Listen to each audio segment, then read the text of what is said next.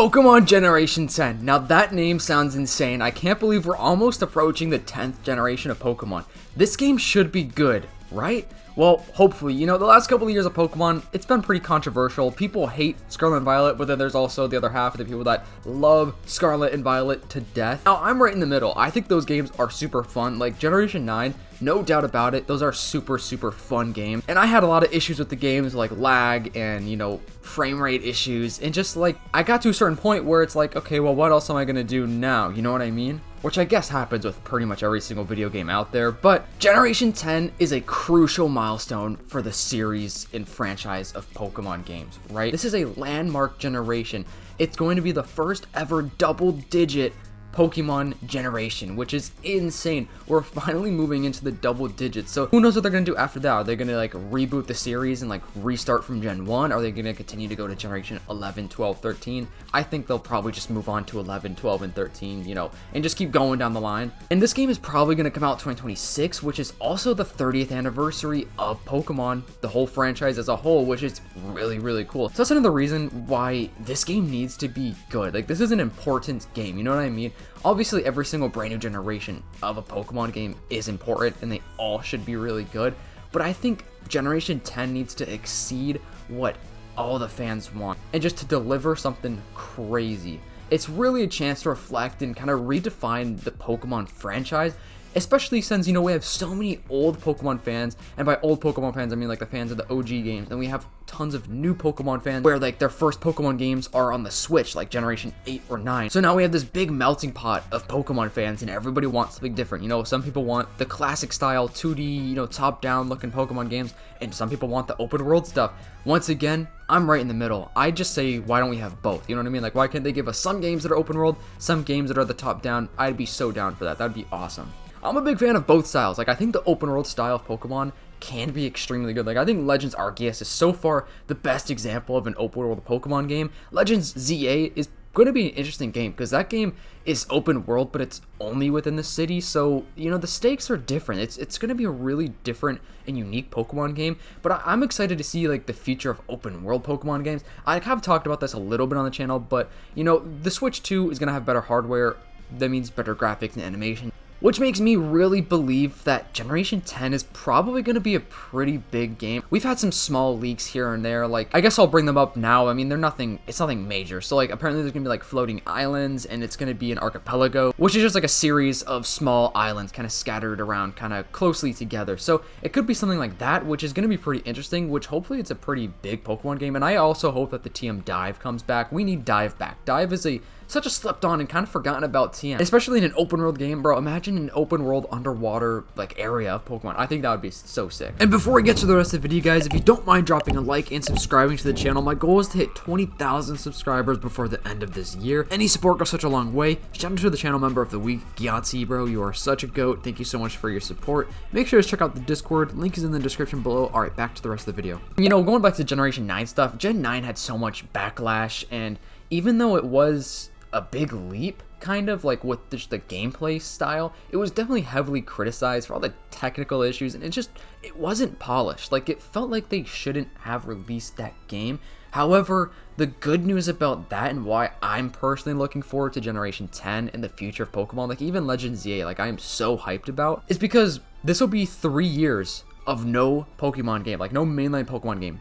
Scarlet and Violet came out in 2022. I mean, sure, we had the DLC the following year, but I'm not going to count that as a brand new Pokemon game. It's not brand new, you know, it's just a new DLC, like additional content. So, 2022 was Scarlet and Violet, and 2025 we're going to have Legends ZA at the end of the year. So it's going to be a 3-year gap in between mainline Pokemon games, which is crazy because we had a couple years where it's like back to back to back. We were just getting some crazy games, just all back to back. Now, hopefully they're going to be focusing more on building these games, and that's why they're doing this huge 3-year gap, is because they're like, you know what, bro, we just need to take a step back and work on these games. And hopefully it's going to be worth it, because Pokemon is the biggest franchise, the biggest media franchise out there. It's worth so much money, so they have, you know, the money to be able to effort into these games, you know what I mean? Not saying they don't put effort into the game, but to make them something great, you know what I mean? Just to make them something crazy. The Switch 2 is also obviously the successor to the Switch. Generation 10 was originally apparently, you know, according to the leaks, was planned to be a Switch and a Switch 2 game, but now it looks like it's only a Switch 2 game,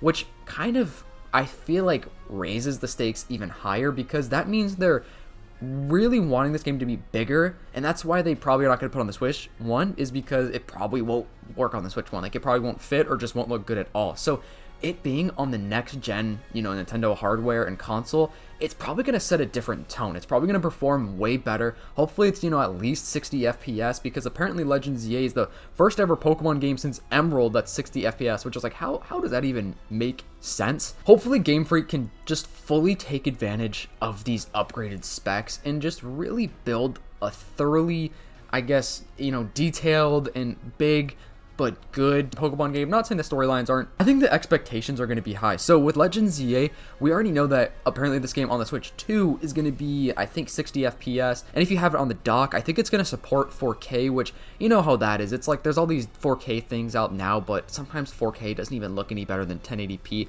It always just depends on, like, the actual console itself, your TV or monitor that you use, and like sometimes it's like an upscaled 4K, so it's like they're taking that 1080p resolution, like AI upscaling it to 4K, which doesn't look amazing, but it looks better than 1080p.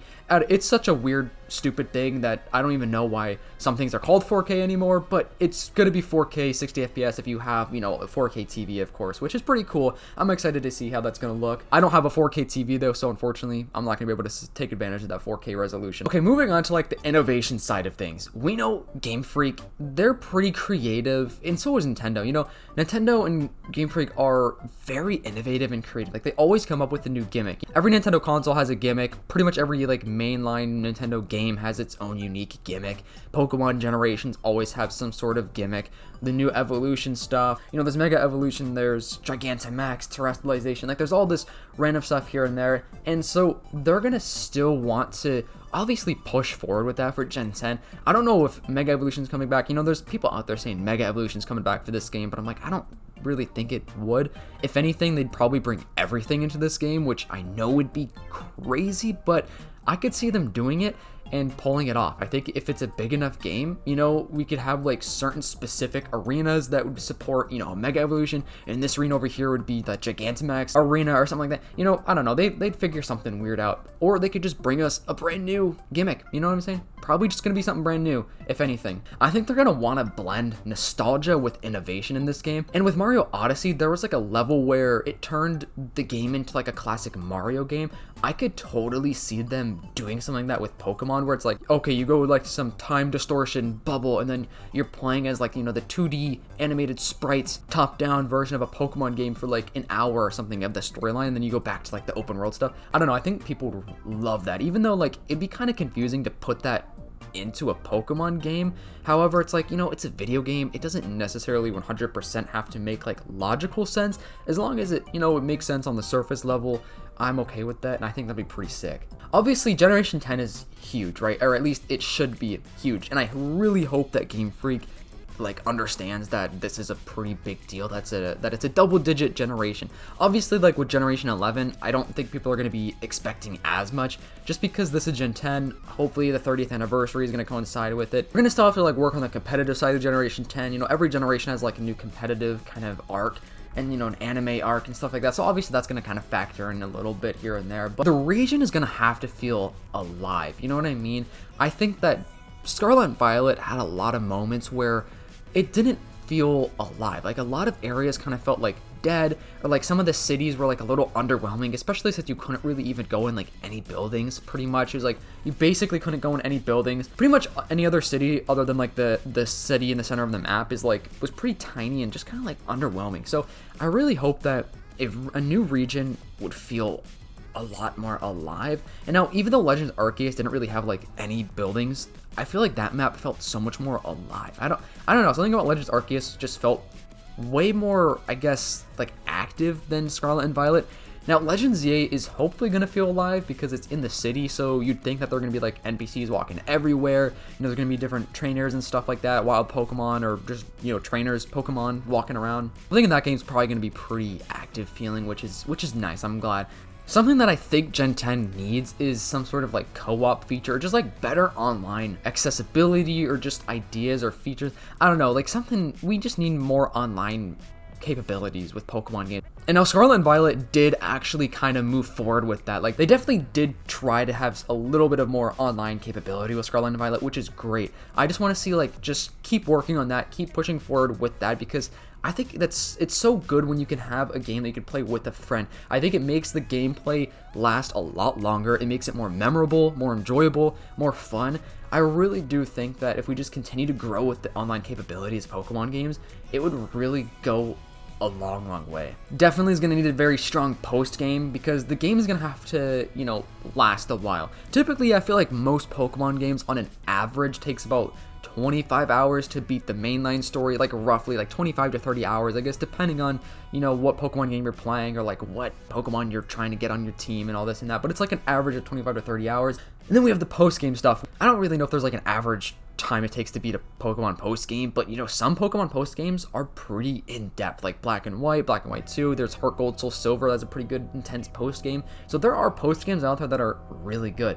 And now I think this game is gonna have a really strong post game, because I feel like the Scarlet and Violet post game wasn't amazing. I feel like it was pretty quick. I don't know. I mean, there's still stuff to do in that game. You can still hop online that game and do a lot. Like, there really are a lot of things to do in Scarlet and Violet. However, it's like, it's things that you do and then it's kind of repetitive. It's like you can only do it so much, you know what I mean? And I want to make another video just kind of talking about like all of the things that I think Generation 10 needs to succeed. So if you have any ideas, comment down below. And if you're a real one watching this far in the video, comment down below eggs, just to confuse the people that aren't watching this far in the video.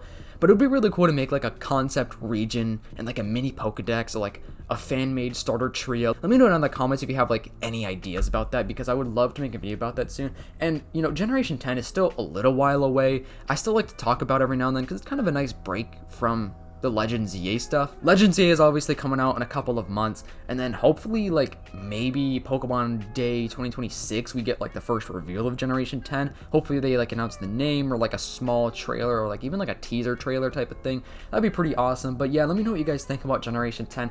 I just really think that this is a crucial generation and year for Pokemon, especially if Legends EA doesn't end up, you know, turning out how they want it, because Legends EA could kind of be a flop. We don't know yet. I'm thinking it's probably not. I think this game's going to be really fun. I'm really looking forward to it, especially going back to the Kalos region in an open world sense. I'm excited to go back, and I'm excited to see how Legends EA is, but you know, the game could end up going south. Who knows? But anyways, let me know what you guys think. Make sure to leave a like, subscribe to the channel, turn on the post notifications so you don't miss a video, and I'll see you guys next time. Peace.